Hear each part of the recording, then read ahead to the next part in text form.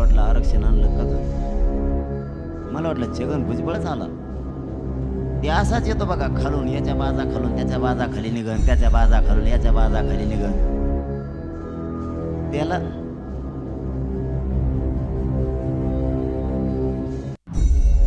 देव जर देवेंद्र फडणवीस म्हणून तसं जर नाही ऐकलं तर ते बेसन भाकर खायलाच जाणार.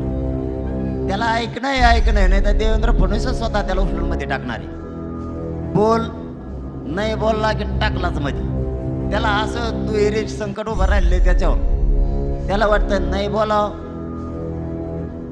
मध्ये टाकीन म्हणते, बोलाव इकडं मराठी विरोधात चाललेत. आता काय करायचं? इतकी पंचायत झाली त्याची. तशीच बहुतेक मराठीचे आमदार सुद्धा झाली असणार आहे. त्यांना बोलायची इच्छा नसन पण देवेंद्र फडणवीस बळच बोलायला लावतो त्यांना, बोला बोला बोला.